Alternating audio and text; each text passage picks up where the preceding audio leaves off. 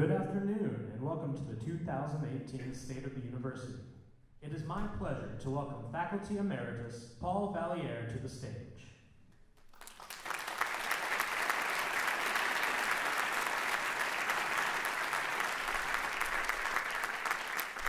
Good afternoon.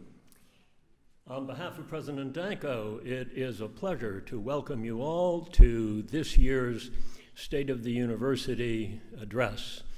A warm welcome to all students, to faculty and staff, trustees, friends of Butler University, and especially warm welcome to alumni who are returning for homecoming this weekend.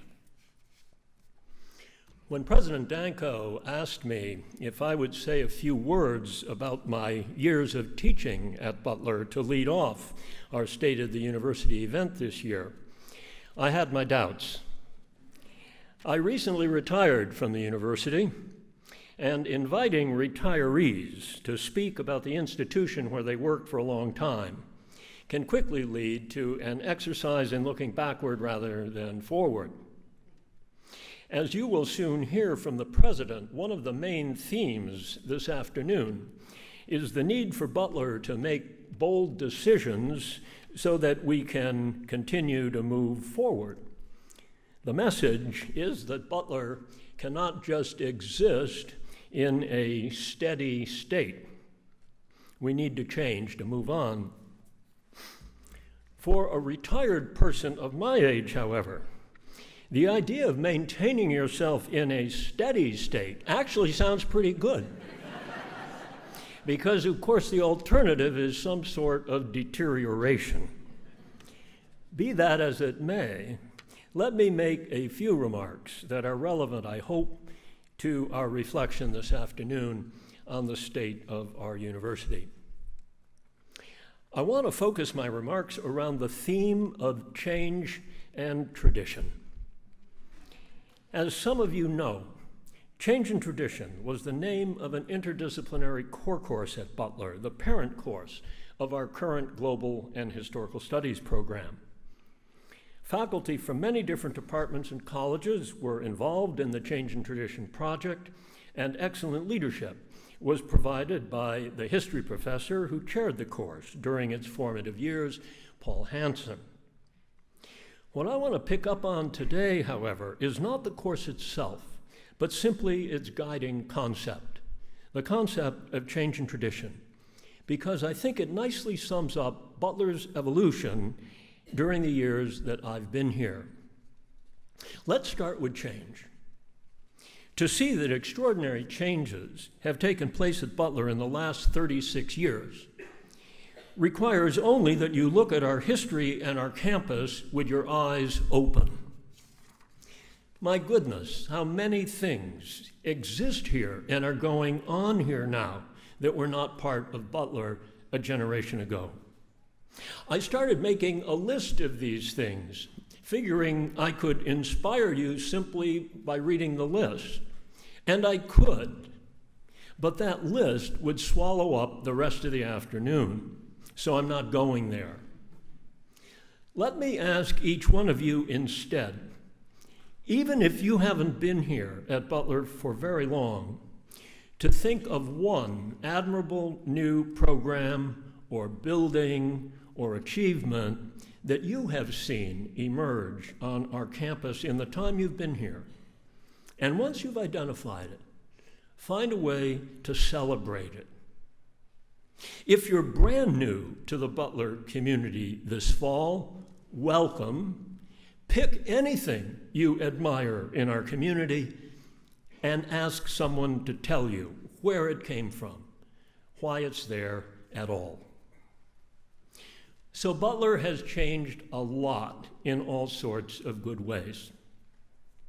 But remember, my theme is change and tradition. Here, for me, the wonderful fact is that in some profound ways, Butler has not changed. When I moved here in 1982, Butler was already a great place to live and work. A university with fine students, academically talented and morally grounded.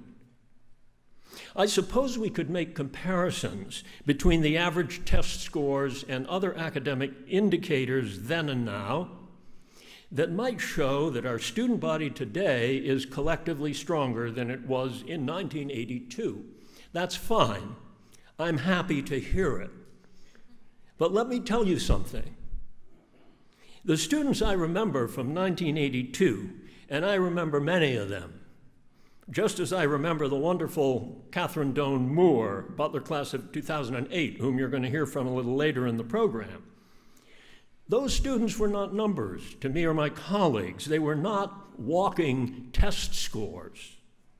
They were terrific young adults whom we totally enjoyed working with. They were Butler then, and fortunately for you, the Butler that exists now is not very different from theirs on the most fundamental level. To be sure, in 1982, there were things Butler really needed. We really needed to grow because we were shrinking. We really needed to upgrade the physical facilities and campus because they were inadequate to the talents of our students and faculty. We really needed to clarify our identity as a residential university focused on undergraduate education. And we really needed to enhance Butler's visibility in the Indianapolis community, in the Midwest, in scholarly communities, and nationally. What I find so exciting now, as I look back, is that we have actually accomplished all of those things. When I talk with friends of mine who have taught or are teaching at universities around the country, I do not often hear a narrative as optimistic or upbeat as mine, that is to say, as Butler's narrative. Of course, we still aspire to do better, and many other things still need to be done at Butler. But I'm going to leave it to others to talk about that. So what am I saying about Butler? I'm saying that in my view, we have achieved a proper balance, a healthy synthesis of change and tradition. Let me cite just one vivid embodiment of this synthesis for you to take away from our gathering this afternoon. I'm thinking of one of my favorite places on this campus, Holcomb Observatory. Certainly not one of our newer buildings. Now, I admit, one of the reasons why I have a special affection for Holcomb Observatory is that during my years on the faculty here, one of my signature courses was a semester-long course on the biblical book of Psalms. And as some of you know, and all of you are welcome to verify, written in stone around the cornice of the observatory are the first two verses of a psalm, Psalm 19 to be precise. But those beautiful verses from the Hebrew Psalter are not the only reason I love Holcomb Observatory. I am also a big fan of the Department of Physics and Astronomy here at Butler. As some of you know, the Department of Physics and Astronomy is now part of a consortium that has high-tech telescopes at 3 of the best astronomical observing sites on the planet.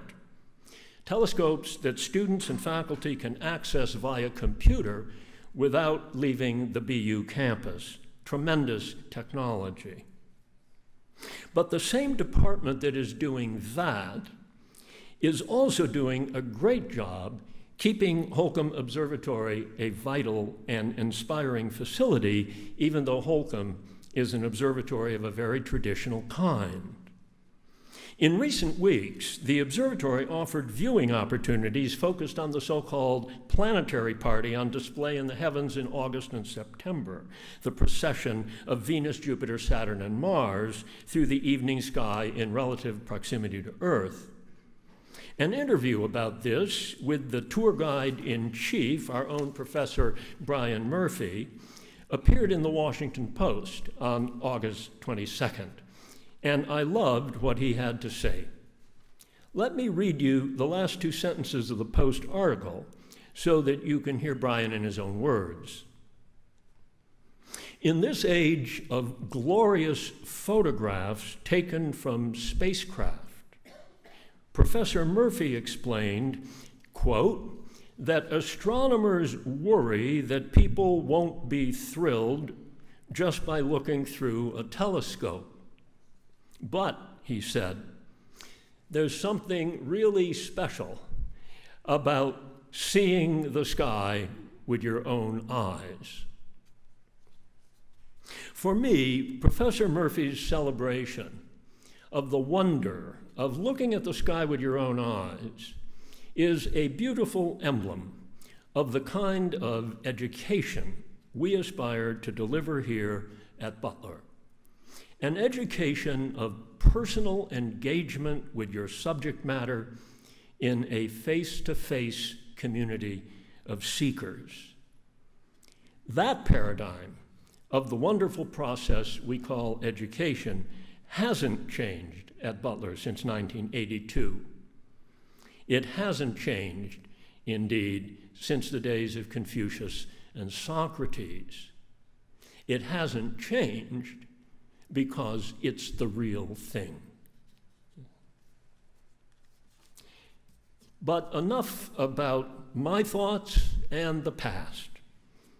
Let's move on to the present, and to do that, let me introduce our next speaker, the president of Butler University, Jim Danko.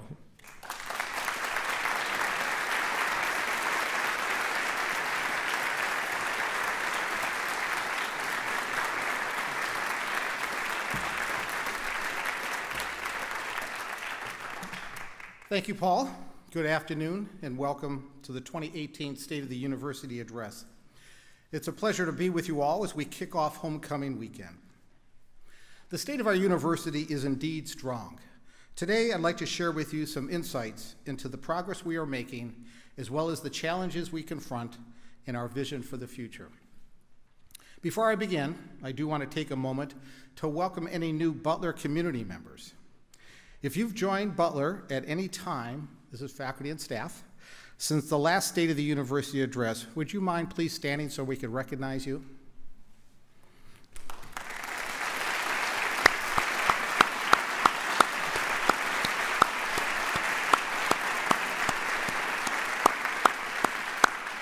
I noticed up here, given that it's homecoming weekend, special shout out to our new Vice President of Advancement, Jonathan Purvis.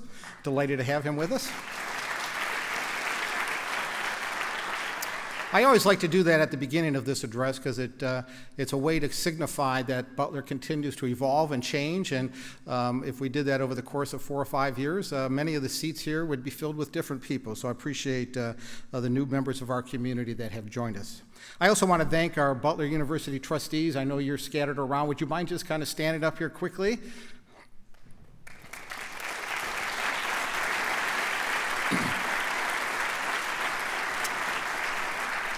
Certainly want to give our thanks to our trustees for all they do on behalf of the university. We also have a couple special classes here with us, the class of 1958 and 1968, who are celebrating their 60th and 50th reunions this weekend. Would you folks please stand so we can welcome you back home to Butler University?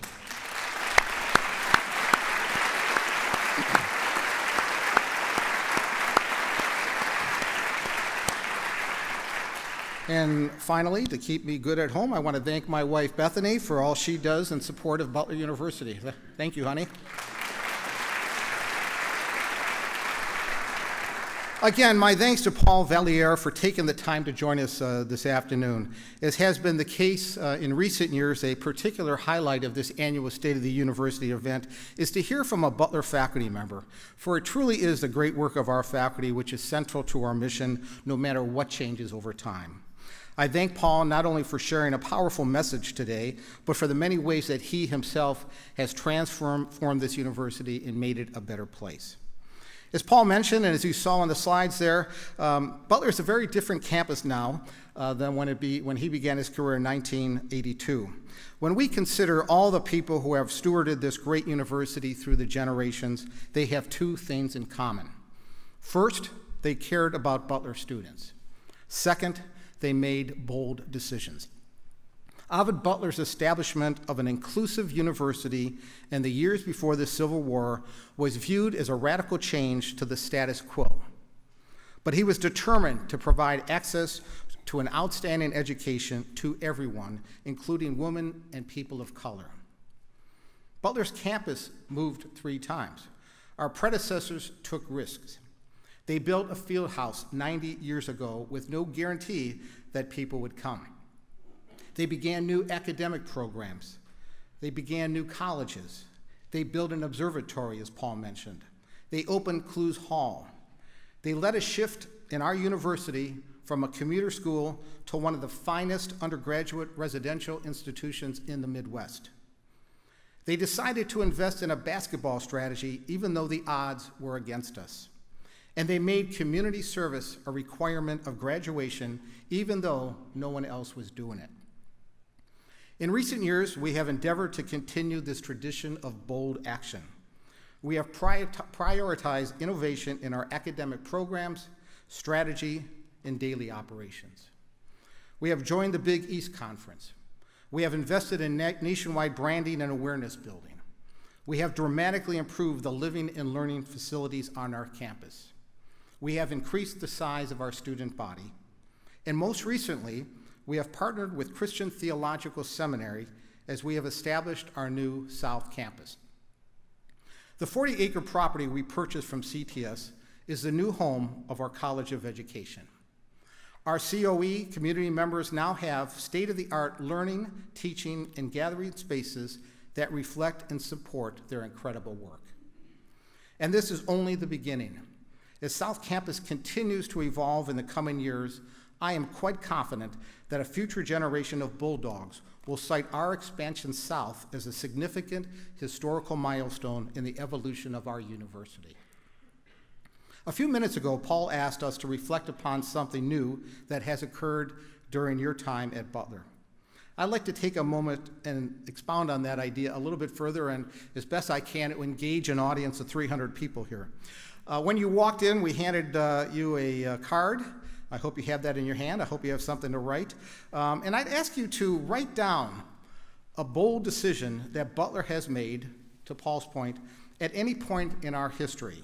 Something that you felt was important in propelling Butler to its current level of success.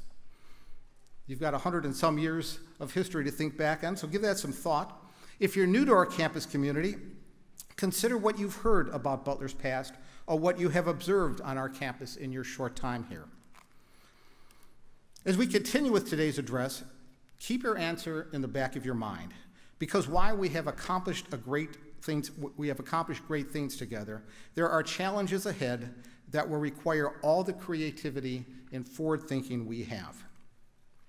One of the creative approaches we've taken in recent years is our partnership with American Campus Communities to build our 2 new residence halls, Fairview House and Irvington House.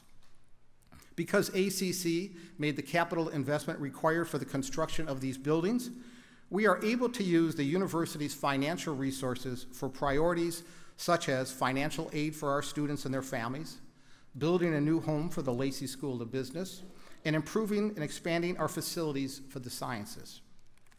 Here's a quick look at our newest residence hall.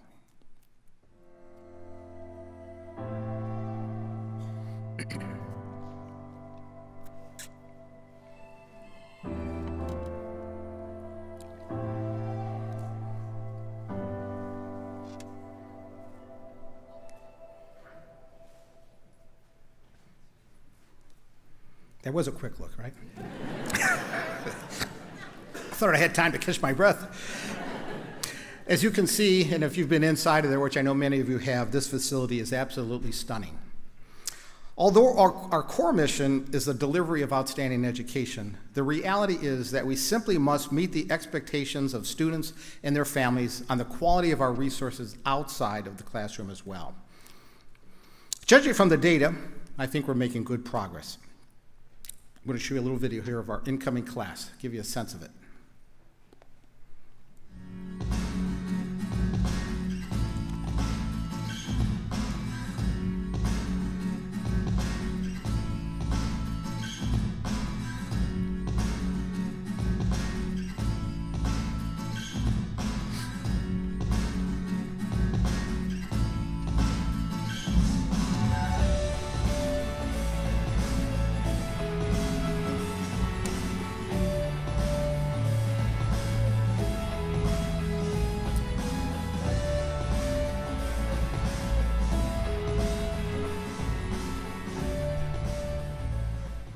In addition to these tangible enrollment outcomes, we are receiving external affirmation of the outstanding work of our faculty and staff.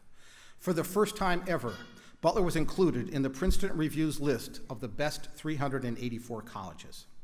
And after years on the rise, Butler has now secured the #1 position among Midwest regional universities in the 2019 U.S. News and World Report Best Colleges rankings.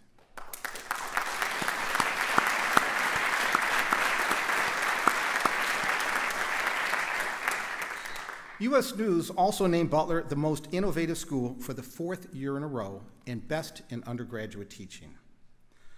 For the second time, Butler performed exceptionally well in the Gallup-Purdue Index, which measures alumni engagement and satisfaction. Butler alumni overwhelmingly rank their collegiate experiences higher than state and national averages across most measurements. The findings show that our alumni were able to find meaningful employment upon graduation, that they remain highly engaged in their work, and that they continue to value their experiences at Butler as a crucial investment in their careers.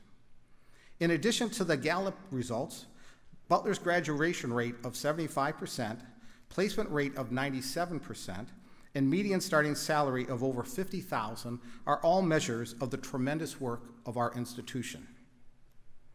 While an improved campus environment, external recognition, and excellent outcome measures provide a certain degree of gratification and affirmation for our efforts, they merely reflect just some of what it takes to be a successful university. Ultimately, our success rests upon who we are as a community. While as president, I often find myself talking about campus improvements, especially given the need to raise the resources necessary to support our new building projects, I do make it a point to underscore that while buildings come and go, it is the people within those buildings who truly make a difference. As a result, a priority for Butler must be on recognizing the value of its people and their central role in the successful fulfillment of our mission. This past year, we undertook a major initiative to begin addressing the long-standing challenge to provide more equitable and competitive wages for our faculty and staff. This was done not only to be more competitive in attracting the talent necessary for a university on the rise, but to address the fact that the salaries of some of our employees were simply not equitable to the job they were performing. A major compensation and classification study, thanks to our remarkable human resources team, resulted in a trustee-approved budget allocation to begin addressing certain compensation inequities. While there is still work to be done, the trustees and leadership of this university remain committed to addressing this challenge as we move forward. In addition to our compensation efforts, we formed a new partnership with the Indiana Housing Program to both purchase and repair homes in the surrounding neighborhood. This is a move that not only encourages our faculty and staff to live closer to campus, but it also doubles down on our effort to make Butler an ideal place to learn, live, and grow together. I'm pleased to report that since starting this program just a few months ago, 10 Butler employees received funding that allowed them to purchase 7 homes and renovate 3 others. There are also 5 transactions now in the pipeline. Campus safety and caring for our students must all remain a top priority. This is a point that I underscore every year in my convocation address to incoming students and their families. I encourage our new students to join us in caring for each other. It's always quite an emotional moment when our new students stand in Clues Hall and pledge to accept the responsibility to look out for one another as they embrace the values that are represented by the community of care at Butler. A major step forward in our community of care occurred this past June when we welcomed Maria Kanger as the university's new Title IX coordinator. Maria came to Butler having earned incredible respect for her experience and knowledge in managing the many campus issues that fall under the banner of Title IX.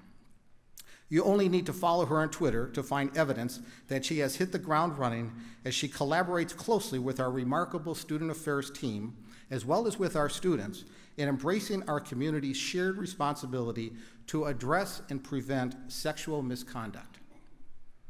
I must also recognize the work being done by the Butler staff on our new BU Be Well program. This 8-dimension model focuses on creating a transformative and holistic student experience by providing opportunities inside and outside of the classroom for students to be the best version of themselves. As for building upon Butler's founding principles of inclusivity and the respect for each other that is expected in our community, we can take some degree of satisfaction with the increased diversity of our new first-year class, but there is considerable work to be done. We must continue to grow and strengthen diversity on our campus, for it is through different perspectives, beliefs, politics, experiences, and backgrounds that we are enriched as a community and better positioned to provide an outstanding educational experience for our students. To support our ongoing efforts, Butler is actively searching for the university's first Associate Vice President for Diversity, Equity, and Inclusion. And this summer, we sent a team of faculty and administrators to the Diversity, Civility, and the Liberal Arts Institute, where they began to blueprint plans to improve our efforts on campus immediately. A priority for our university is to enhance the retention and completion rates for specific groups of students, including first generation, students of color, and middle to high achieving students. By leveraging our resources toward the success of individuals, we are actively strengthening our whole student body and guaranteeing that our annual pool of graduates is as dynamic as the future they will mold. With that, I want to turn today's address over to a young man whose journey here at Butler has inspired a team, a campus, and an entire sport. Here to share his perspective on what it truly means to act boldly, please join me in welcoming Xavier Colvin.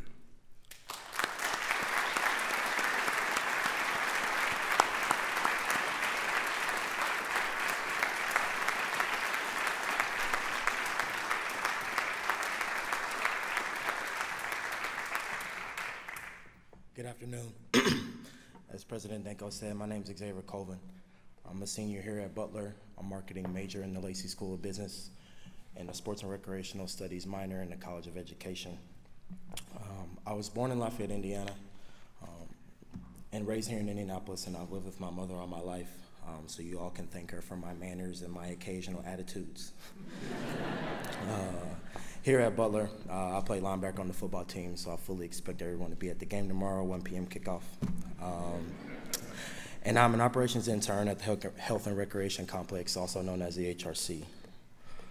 So I'm consistently busy with all the activities I partake in, and the place I spend most of my time is this beautiful place named Hinkle Fieldhouse. Between practices, games, lifts, and meetings, football is essentially another job. However, Butler Athletics, and specifically the Butler University football team, has changed my life for the better. For those of you who don't know me or my story, I am gay. And I've known this about myself for a while, like many of my counterparts are part of the LGBT community. But it took me a while to come to terms with who I was. And it was about the summer of 2016 when this all began. I told an amazing individual named Carly Dressler about myself, and then one of my better friends, Alex Lozon. And the reactions were completely positive. But even in that, I continued to hold back, simply because I didn't give anyone else around me the benefit of the doubt that they would do the same. And as that football season began and continued, I went to tell more individuals about myself and my sexuality, and it was still positive. So in the spring of 2017, I wanted to tell my coaches, and this was the most nerve-wracking part of all the storytelling, was walking into, as me, a young black man who's also gay, walking into the office of a 50-year-old white man from the suburbs of Chicago, who was an amazing football coach and an amazing man, but my fear came from not knowing his thoughts, feelings, or previous experiences with the LGBT community. And it's no secret that we as male athletes are not the most open-minded individuals, myself included. Coach Voorhees looked at me in my eyes and told me that this didn't change a single thing. And he asked me what I wanted to do next. And honestly, I told him I didn't want to do anything. I just wanted to stop there because no one else needed to know, nothing else mattered, was what I told myself in my head. But then I posted a picture with my now ex-partner, and my social media sort of blew up. I had individuals that I am currently in classes with and individuals that I went to high school with who reached out to me for life advice or help. And I did so without asking any questions. For those of you who know me, I offer my hand to need and my hand to help whenever I can. And I began to tell, after that, I began to tell a few more leaders of the football team, individuals who had presented themselves to be captain-esque people. And then the summer went by, and before camp, I told Coach Voris that I wanted to step in front of the team, and he asked me if I was sure, and I said yes. Throughout the course of football camp, which is a very long 2.5 weeks, like, it lasts, I can't tell you how long, it's terrible. It's like, we're eating the same food every day, and it's just kind of like, I want to get out of here, but you know, I've grown to love the sport. It's brought me so many things. But throughout the course of camp, we have guest speakers, usually every night, when we have our team meetings over in the pharmacy buildings. These guest speakers include people like BUPD, or people from different departments in Butler Athletics come and talks, compliance, or being the sports information directors. And on nights where those individuals don't come and talk is when we have player panel speeches. And in these is when a couple individuals, the coaches pick, stand up in front of the team, or sit down in front of the team, excuse me, throughout the night. And they just share their story about what brought them to Butler. Usually this is an individual who's an upperclassman who has some type of rapport with the team. It's never a freshman or a sophomore. It's somebody who is known and has a big impact on the program. And so we're given a script before we sit down in front of the team. And has a couple questions on it just to guide us through the night.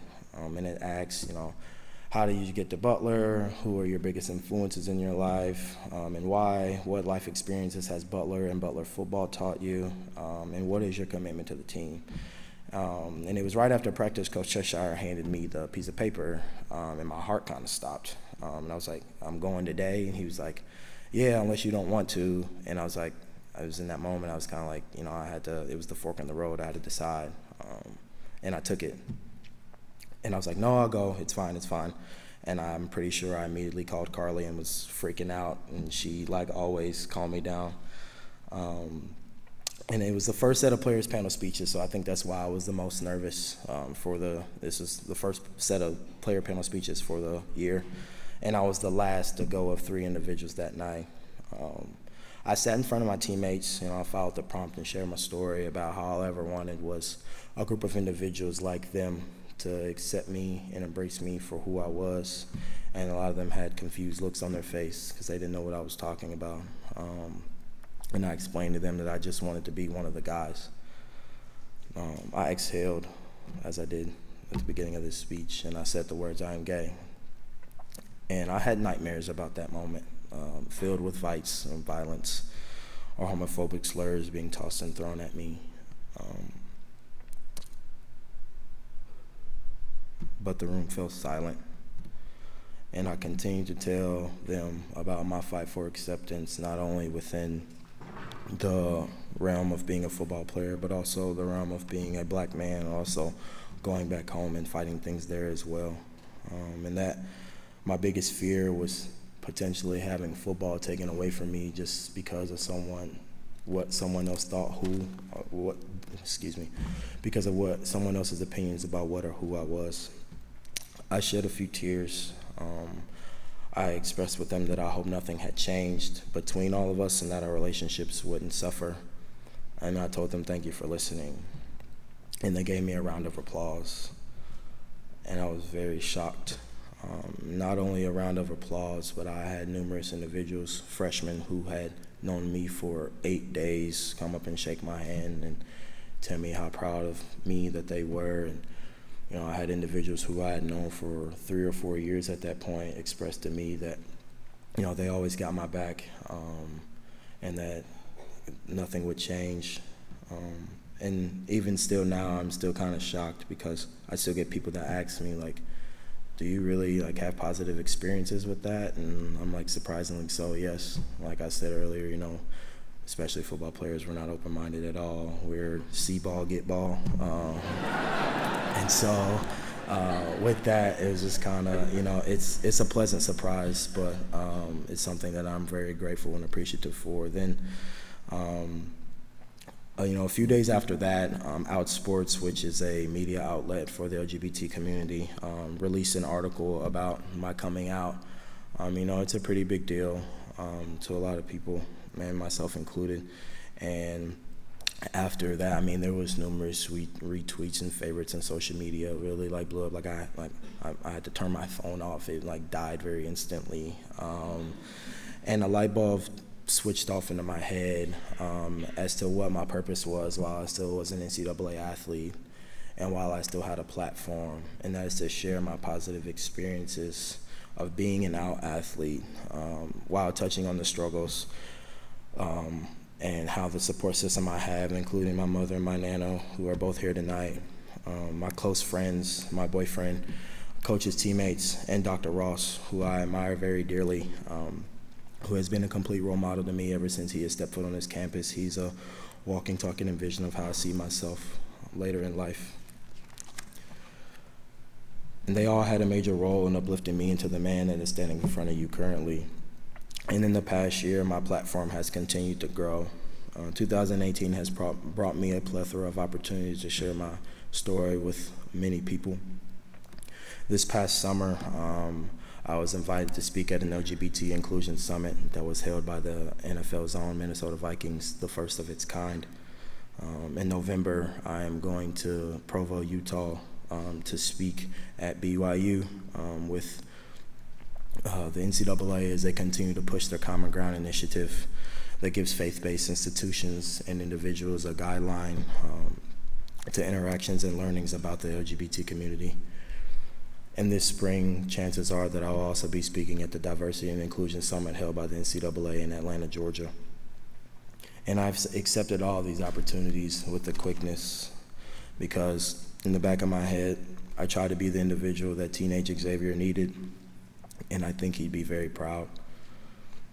And I will continue to share my story as long as it is impactful to someone, somewhere. And compounding with that, I was asked about a week ago whether or not I was tired of telling my story. And that was the first time someone had asked me that, and I was kind of shook by it. And my answer was no, like very quickly, like no, I'm not tired at all, because the work, quote unquote, that I'm doing is very minimal. Of individuals of the likes of Harriet Tubman or Bayard Rustin or Martin Luther King Jr. or Harvey Milk, all activists of their own, whether it be for the black community or the LGBT community, if they would have got tired of telling their story or doing the work that they would be doing, I'm not sure if I would be standing in front of you today. And I'll finish with this. Perspective changes everything. And what I view as bold is very different as the person next to me. Many of you who have now heard my story would call me bold for coming out as a gay man to a group of football players at a university where the vast majority of my peers do not look like me, in a state that has made laws against those who wed like me, in a country within a world who has been oppressing to anyone who is remotely like me. You'd call that bold. To me, trying to be someone I wasn't, and pretending to be what I thought others wanted to see out of me was exhausting and depressing. From my perspective, my mother having a child in college and giving me everything that I could have ever wanted or needed in life was bold, and I love you, Mommy. I have been grateful to be provided with a support system that has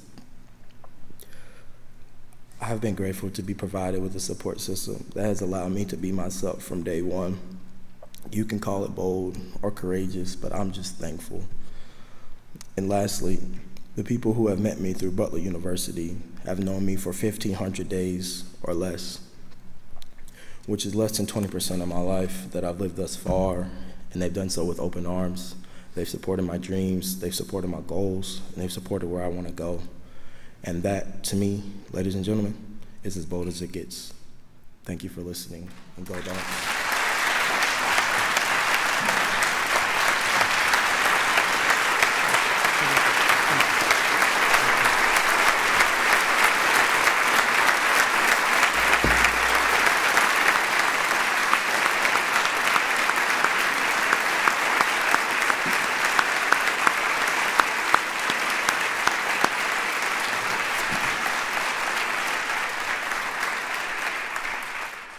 Xavier, thank you for those inspirational words. While every Bulldog's journey is wholly unique, he is just one of many members of the Butler community making some big moves on the national stage. And it keeps happening thanks to the environment we have fostered here at Butler, one that not only supports but encourages bold actions. At the same time that Xavier has been shaking up the status quo of football, Butler is making it a safer sport wherever it is played. Pharmacy professor Amy Peak and the undergraduate health sciences program students are currently conducting cutting-edge concussion research, which was covered by the Washington Post this past year. Around the same time, the front page of the New York Times business section wrote about the captive insurance company that the Davie Risk Management and Insurance Program incubated here on campus. Our Butler 2020 strategy set forth a vision and a series of action items that have driven the outcomes I've mentioned here so far. As we consider some of the challenges and opportunities that lie ahead, I want to share with you some highlights on our financial position and outlook. Since 2010, our student full-time equivalent has grown by 500, and our overall revenues have grown by 60%. This has resulted in an increase by 215% over the past 5 years in Butler's net operating margin, which is, in essence, the bottom line resources we have available to invest back into the university. As for advancement and fundraising indicators, our endowment has grown by nearly 60% since 2012. The total gift income raised in just the past 3 years is more than double what Butler raised the 6 years prior. I'm deeply grateful to our advancement team and to the many Butler alumni, friends, and foundations who see the value of investing in a Butler education. So at least by key indicators such as applications, enrollments, revenues, and fundraising results, I'm confident that Butler's momentum is strong and our current position bodes well for the future. But again, I am compelled to turn to the people side of the equation to truly assess the value of a Butler education.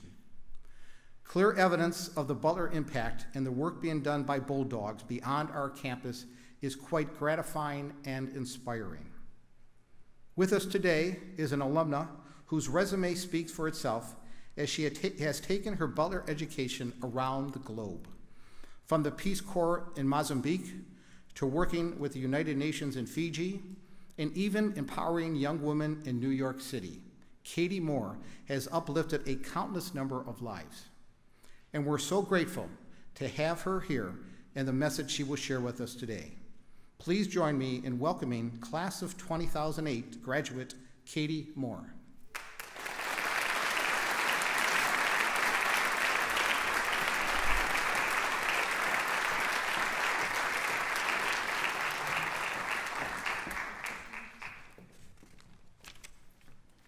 President Danko, Butler professors and faculty, alumni, current students, and friends and supporters of the Butler University community, thank you for having me here today.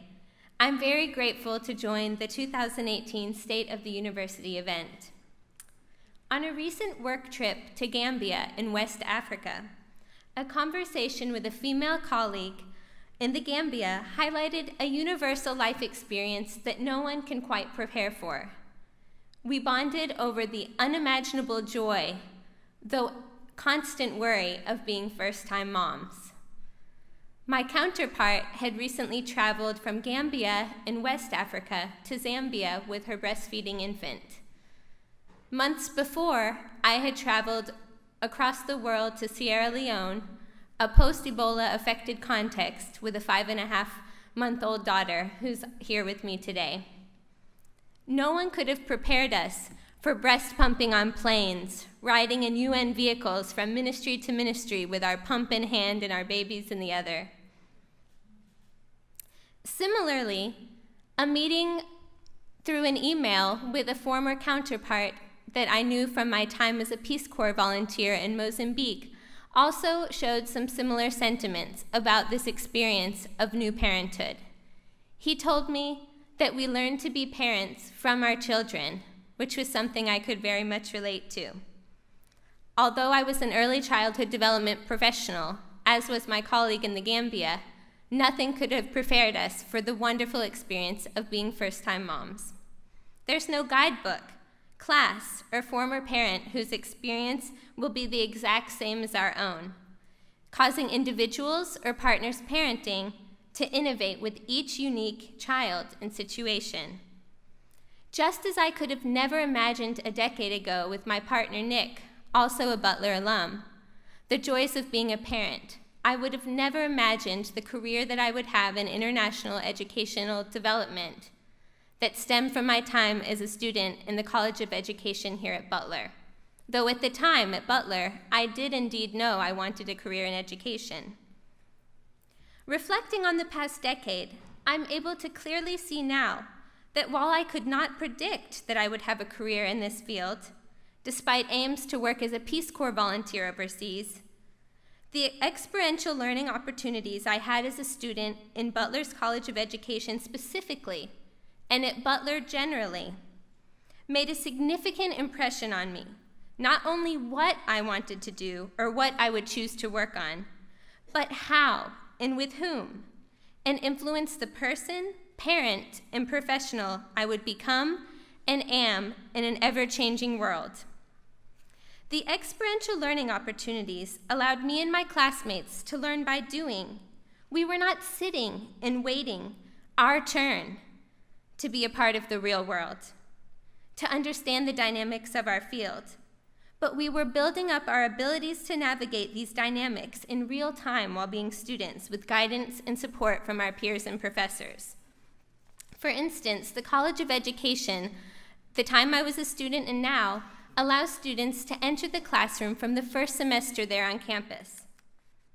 While many College of Educations are only able to support student teaching in the final year of the program, maybe even for one semester, being in the classroom from my first year on campus confirmed my passion for a career in education and allowed me and my peers to enhance both our skills and our understanding of our professional identities as educators over time. Not only limited to the College of Education, this is similar across the university, with examples mentioned by others in their remarks today. Secondly, the Butler College of Education professors and the strategic way our College of Education program was designed did not only drive the experiential learning, but the professors gave students the opportunity to shape their own learning experiences. For example, when studying how to teach history, one of my classmates and dearest friends, Jacqueline Klein-Watts, with support from Dean Shelley, organized our College of Education class to participate in Follow the North Star at Conner Prairie, in lieu of a traditional textbook history lesson.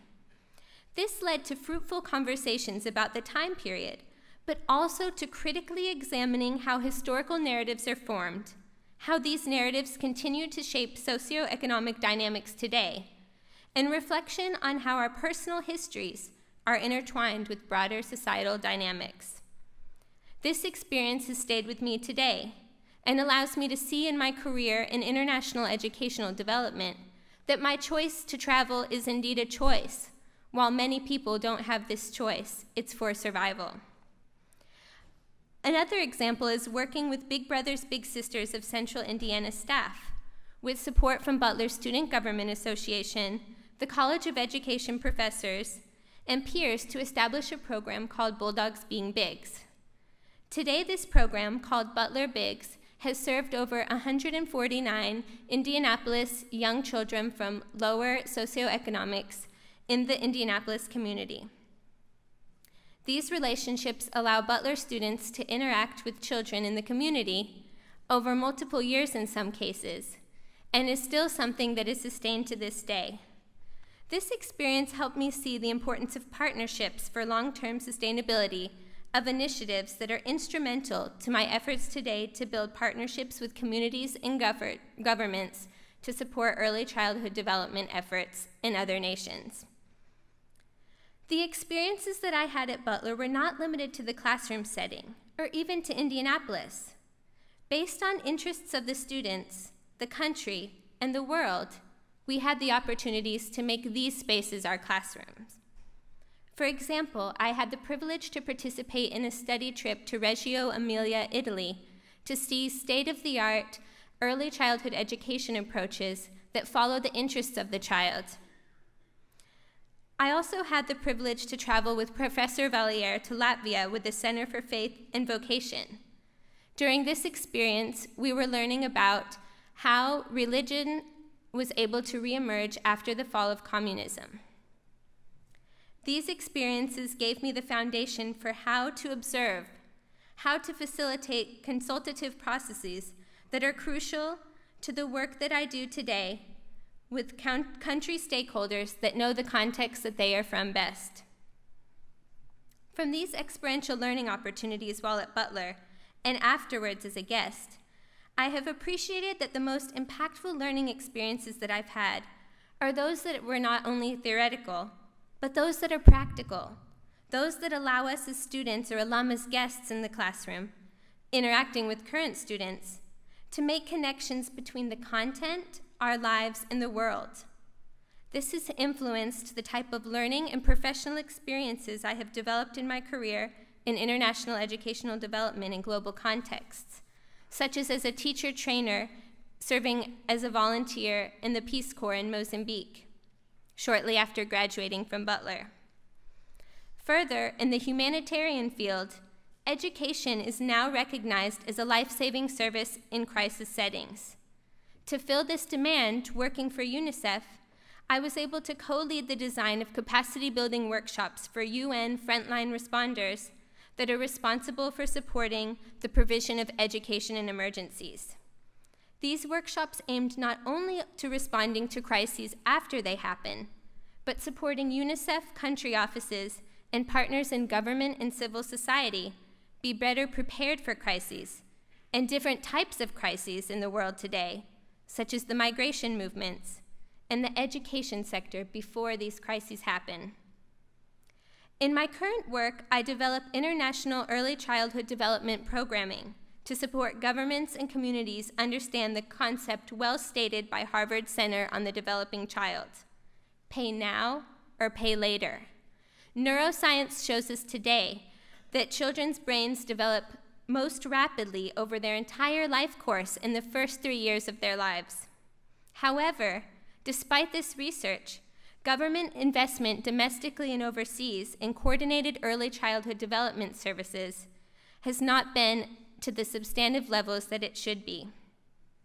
There's some momentum right now, and globally, I work on supporting community-led efforts in approximately 20 countries with parents and government to understand why and how to operationalize coordinating ECD services and supporting positive parenting behaviors for the uptakes of these services to support development in children's early years so that they may develop over the full course of their lives to their full potential.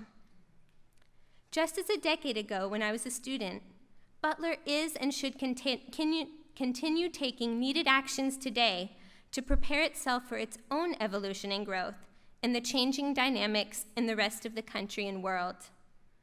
Butler is already doing this by continuing to provide relevant experiential learning opportunities responsive to changes in various fields and technology.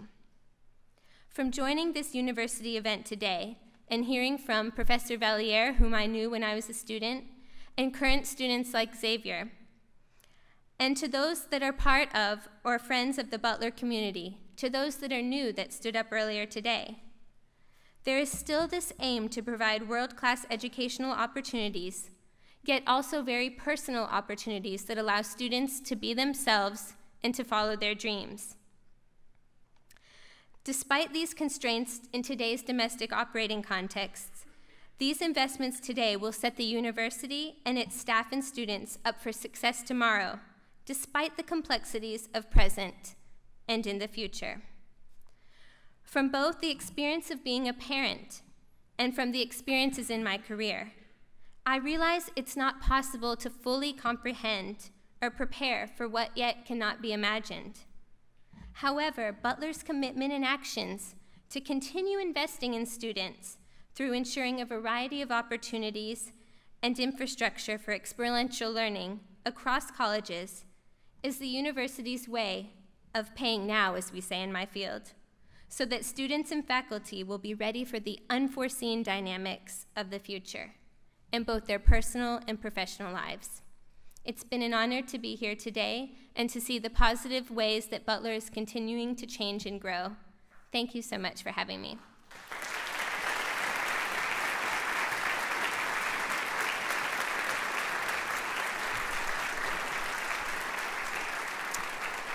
Thank you so much, Katie, for your message and your call to action. The work you are doing is truly amazing.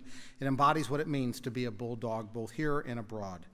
Your comments are also a reminder that experiential education creates transformational learning opportunities and has a lasting impact on our students.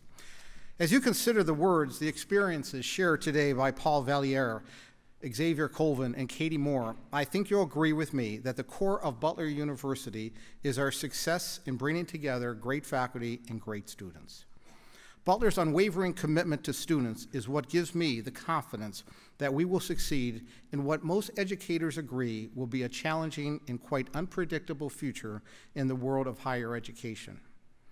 This past year, we convened a trio of leadership summits on our campus. The objective of the summits was for our academic and staff leaders to explore issues that will affect the future of higher education in Butler University. While there was quite a bit of data and information shared during these sessions, more than we can cover here today, I do want to share a couple key indicators that tell us a little bit about the future of higher education. For one, it is very clear that over the next decade, there will be a significant decline in the traditional undergraduate student population in the Midwest, and the trend will spread nationally.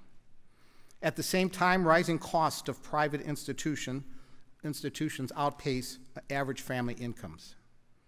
To balance the trends mentioned above, many universities are meeting enrollment goals by offering greater amounts of financial aid. This is leading to an overall decline in net revenue. Flagship and rising public institutions are creating greater competition for private institutions like Butler. We see this playing out at Butler as each year we lose an increasing number of admitted students who would not typically have gone to a large state institution. There's many other challenges, and they all may sound a bit surprising, but they're not unexpected. That is why it's important to note that our 2020 strategy and investment in undergraduate residential education have well-positioned Butler. Indeed, the evidence suggests that our collective efforts are paying off as we continue to excel in providing an outstanding education. However, the Leadership Summit presentations only illuminated how the national undergraduate enrollment trends will directly impact our student body, which alerts us to the necessity to examine our significant dependence on full-time undergraduate tuition dollars. So, as we maintain a balance of change and tradition, we will celebrate the investments we have made to remain competitive, while at the same time we begin to explore new, bold ideas to sustain, advance, and ensure our success for generations to come. It is with that spirit that we enter the final phase of our Butler 2020 strategy and begin taking the steps to move Butler toward the creation of its next strategic plan. To that end, this academic year will be filled with opportunities to engage in dialogue about the future. The development of a new strategy will require bold thought, bold decisions, and bold actions. Remember those answers that I had you write down on your cards? Well, you've now been presented with some of the challenges of our time that will require bold decisions to overcome: rising costs, stagnant family incomes, volatile models of revenue. So I invite you to use the flip side of that card to imagine the sort of bold actions we need to make today to prosper tomorrow. Take a minute, think about it, and write down a thought or two that you'd like to share on your way out. I'll let you continue writing as I speak, just in light of the time that we have here today. So as you go out, if you don't mind, taking a minute to share those thoughts and pass them to us as you exit. Just like no one would have predicted 20 years ago what Butler would look like today, we can't accurately predict what Butler will look like 20 years from now. Nothing makes me more confident in our ability to better ourselves in our university than moments like this, when an auditorium is filled with bulldogs who care. Yes, the deep pride we all have in our university is what will prepare Butler forward beyond higher education status quo, beyond shifting demographics, and beyond the expectations of students who arrive on campus each fall in search of something over the horizon. We will continue to explore exciting new approaches for delivering knowledge in the 21st century. Yes, in the decades to come, we will evolve, but we will maintain our essence, because no matter what happens, we will continue coming home just as we have this weekend, where we remark at how much has changed all around us. But we will notice how Butler still feels just as special as it did before. I want to thank you for your time today, and I hope you enjoy the rest of this homecoming weekend, whether that's cheering on our football team tomorrow as they beat Morehead State, or rooting for our women's volleyball and women's soccer teams, both of which play here at home. And, for those of you that don't know it, today kicks off the official start of the practice season for the Butler men's basketball team.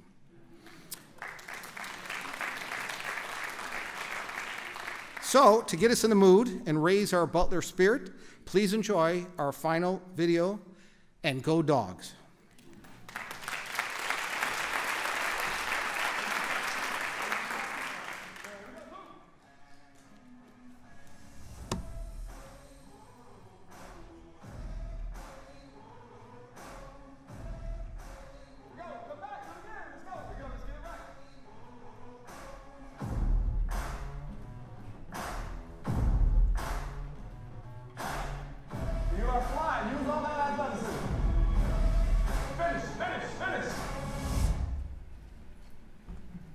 Thank you very much, and enjoy the rest of the weekend.